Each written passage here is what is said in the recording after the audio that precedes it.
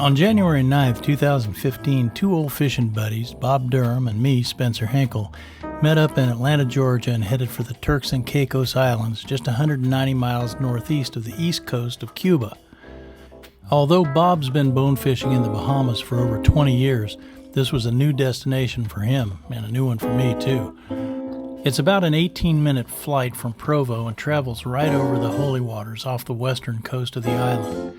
I call it the Holy Waters because there are over 20 square miles by my calculation of prime bone fishing habitat. This area is anywhere from 6 to 18 inches deep, and the only way you can get there is by airboat.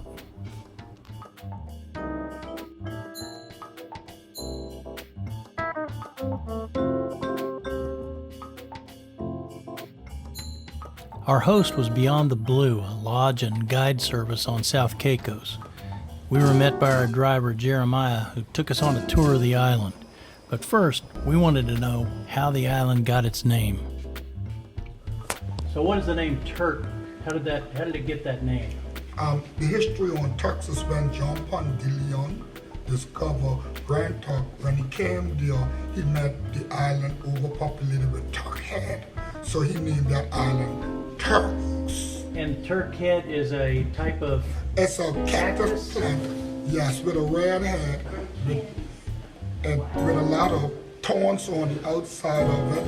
And it grows fruit. It's red with a lot of small seed. Our local people call them candies. Ah, great. And can you eat this? Can you eat it? Yes, you can eat it. It's really eatable. I took some folks to the woods sometime and we pick candies and we eat it. Yeah. Long time ago, there was a boy named Chaos, but when they try to say his name, they say Caicos. I'll be darned. That's what the teacher told me. That's what I don't believe. I did some of my own research and found out that there were differing opinions, but essentially it comes from the Spanish word Caos, meaning K or keys. One of the first things we noticed on our tour were the indigenous dogs they call potcakes. They're named for the burnt rice and peas scraped off the bottom of the dinner pot and fed to the dogs. We heard and saw lots of donkeys, which were introduced to South Caicos by the salt industry. They were used to haul carts of harvested salt to ships that would carry it to the U.S. and other countries.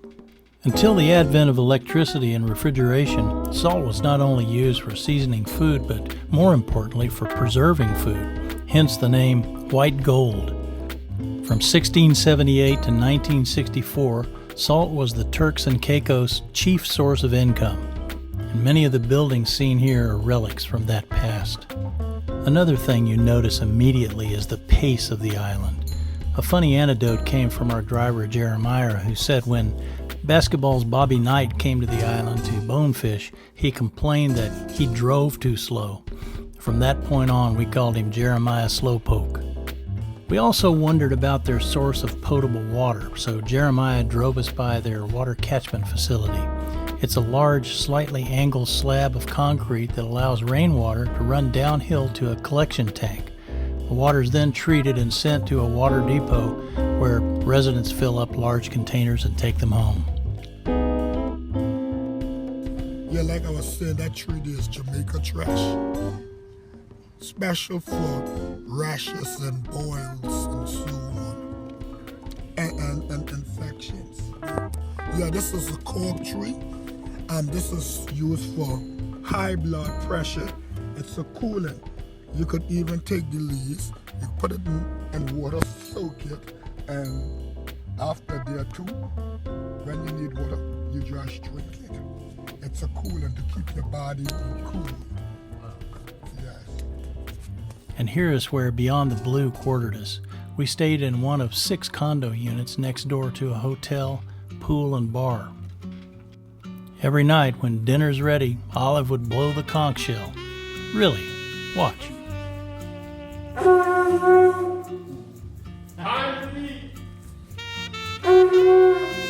And I'll let the sunset speak for itself.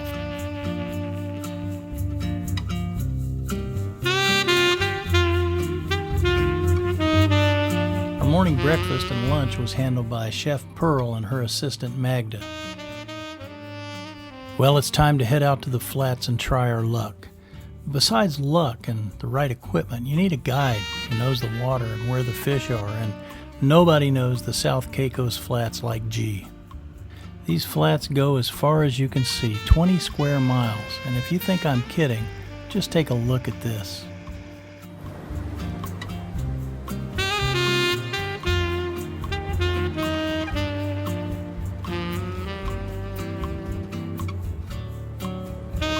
Did you see those bonefish scurrying away?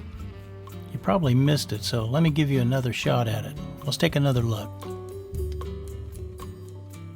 Did you see them that time? Well, it's no wonder they're called ghost fish. And believe me, it takes real skill to spot them. Watch our guide spot a school of bonefish and maneuver the boat so that we have our backs to the wind.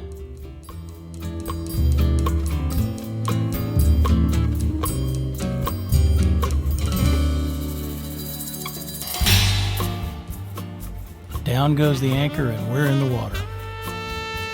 I'll let the rest of the fishing shots speak for themselves.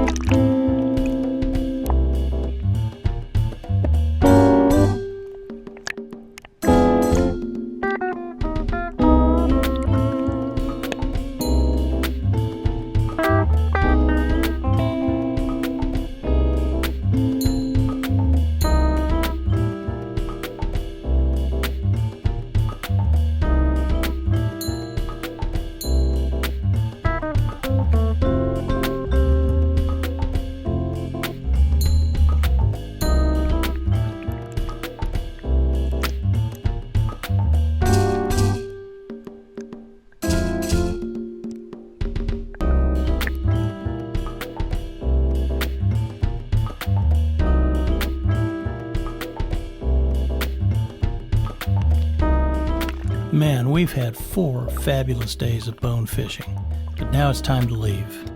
As I was getting ready to leave, I stepped out back and saw the weekly barge coming into the harbor bringing supplies and mail. And as we left for the airport, Jeremiah gave us one last tour through town. one last look at the architecture. Many of the buildings were Dutch-inspired, with their signature front-facing gable allowing street access to the upstairs storage area. This old building was over 200 years old. He gave us one last look at the docks, which, other than the small airport, is the main artery for commerce. We saw a huge hotel project abandoned in 2007 when the economy tanked. It was sad to see progress stop cold like that. It would have surely brought jobs and security for residents. But we didn't see everything. There is a project happening on the north side of the island that's hopeful. We learned a bit about the history and the local fauna. We fished, we made new friends, we ate like kings.